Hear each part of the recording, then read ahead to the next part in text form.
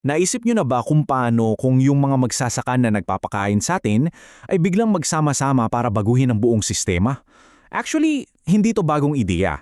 Pero parang ngayon, mas kailangan natin to kaysa dati. Halika, pag-usapan natin ang tunay na lakas ng mga kooperatiba. Pero para maintindihan natin yung solusyon, kailangan muna nating damhin yung problema. So isipin nyo to, isang magsasaka, mag-isa lang sa bukid niya. Ang kalaban niya, hindi lang yung pabago-bago-bagong panahon kundi pati yung dambuhalang pressure mula sa malalaking kumpanya. Sa laban na to, dehado talaga siya. Kaya ito yung pinakamahalagang tanong, di ba? Paano nga ba lalaban ang isang maliit na bukid sa isang higanteng industriya? Well, dito na pumapasok ang isang napakatalinong solusyon. Tingnan nyo yung mga balakid na to. Una, yung kompetisyon sa mga dambuhalang korporasyon, paano ka lalaban doon? Pangalawa, kailangan nilang bumili ng mga gamit at supplies sa napakamahal na presyo. Pero pagdating sa pagbenta ng ani nila, halos wala silang boses para makipagtawaran kasi nandyan yung mga middleman. Idagdag mo pa yung presyo sa merkado na paiba-iba para talagang nakatali yung mga kamay nila. Ang hiyap, di ba? Pero paano kung may paraan para pagsamasamahin yung lakas ng bawat isa sa kanila? Mula sa problema, lipat tayo ngayon sa isang napakagandang solusyon, ang kooperatiba. So ano ba talaga itong kooperatiba? Pinakasimpleng paliwanag, isipin nyo na parang isang barkadahan sa negosyo. Kusang loob na nagsasama-sama yung mga magsasaka, pinagsasama nila yung pera nila, gamit at lakas paggawa. At ito yung pinakamahalaga sa lahat. Sila ang may-ari, sila ang boss at sa kanila mismo bumabalik ang kita. Dito natin makikita yung napakalaking pagkakaiba. Sa isang normal na korporasyon, ang goal ay kumita para sa mga shareholders na madalas malayo pa sa bukid. Pero sa isang kooperatiba, ang goal ay magbigay serbisyo at benepisyo sa mga miyembro mismo. At sa kontrol, tingnan nyo to. Sa korporasyon, kung sinong may pinakamaraming share, siya yung mas may boses. Sa co-op, pantay-pantay. Isang miyembro, isang boto. At yung kita, hindi ito napupunta sa malalayong investor. Bumabalik ito mismo sa mga magsasakang nagpagod para dito. Sabi nga ng Food and Agricultural Organization, ito ay isang business model with a social conscience. O sa Tagalog, isang negosyong may puso. Mas inuuna kasi ang tao kesa sa tubo. At yan talaga yung pinakaugat ng lahat. Sige, pero sa practical na paraan, paano ba talaga ito gumagana? Ano ba yung mga laman ng, sabihin nating, toolbox ng isang kooperatiba na tumutulong sa mga miyembro nito? Nako, ang daming paraan. For example, sa pagbili ng supply tulad ng binhi, dahil sama-sama sila, nakakabili sila ng bilbuhan, kaya mas mura. Sa mamahaling gamit naman tulad ng traktora, pwedeng mag-share na lang sila imbes na bumili ang bawat isa. At pagdating sa pagbenta, dahil marami sila, mas malakas ang boses nila sa merkado.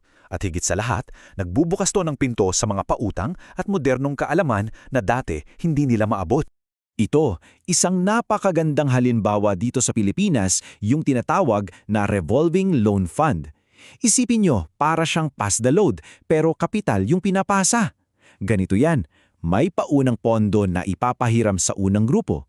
Pagkaani nila, ibabalik nila yung pera na may maliit na interes. Tapos yung perang bumalik, hindi yan natutulog sa bangko. Ipinapahiram naman ito sa pangalawang grupo.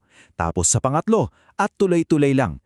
Ang isang pondo lang, paulit-ulit na nakakatulong sa buong komunidad. Galing, no? Okay, na yun, ituro natin ang iba't ibang panig ng mundo at silipin natin kung paano binabago ng mga kooperatiba ang buhay ng mga magsasaka doon. Doon sa Estados Unidos, mayroon silang Capper-Volstead Act. Ito yung parang Magna Carta nila para sa mga kooperatiba. Dahil sa batas na ito, legal para sa mga magsasama na magsama-sama at magbenta ng produkto nang hindi sila kinakasuhan ng pagiging monopolyo. Kumbaga, binibigyan sila nito ng legal na panangga para magkaroon ng pantay na laban. At gaano kalaki ang epekto nito? Ito tingnan nyo, 85% ng lahat ng gatas sa US ay dumadaan sa mga kooperatiba. Grabe yun, halos buong industriya na ng gatas doon ay nakasalalay sa kanila. Ganyan sila kalakas. Lipat naman tayo sa South Korea. Dito, yung mga kooperatiba, karang isang makina ng ekonomiya. Sila na yung bahala sa lahat, mula sa research, pagbili ng supply, pagproseso ng produkto, marketing, hanggang sa sarili nilang mga bangko. all-in-one na. At ang resulta, matatag na presyo para sa lahat, mula magsasaka hanggang consumer. At para sa ating mga ordinaryong mamimili, ito yung pinaaramdam na epekto dahil ang kooperatiba na mismo ang may-ari ng mga mall, nawawala yung mga middleman at ang resulta niyan ay hanggang 20% na mas mura ang bilihin. Yung natitipid ng sistema, direktang napupunta sa bulsa ng mga consumer. Pero alam nyo, hindi lang pera ang usapan dito. Para sa magsasakang si Curtis Stone, ang pinakamalaking benepisyo ay oras at focus. Sabi niya, kapag tinanggal mo yung sakit ng ulo sa marketing at sales, nababawasan daw ng 90% ang trabaho. So, ang tanging aalalahanin na lang nila ay ang magtanim ng maayos. Napakasimpleng konsepto pero napaka-epektibo.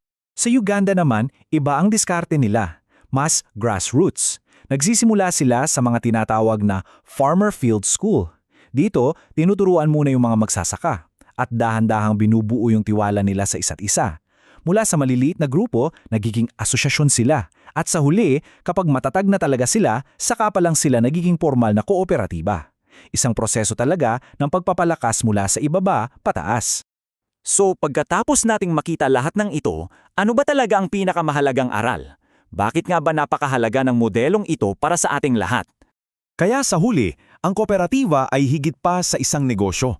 Ito ay tungkol sa pagbibigay ng kapangyarihan sa mga maliliit na magsasaka na nagbubukas ng pinto sa mga bagong teknolohiya.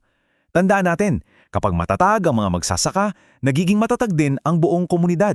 At para sa ating lahat, ang ibig sabihin niyan ay mas sigurado at mas abot-kayang pagkain sa ating mga hapagkainan. Kaya iiwan ko kayo sa tanong na ito.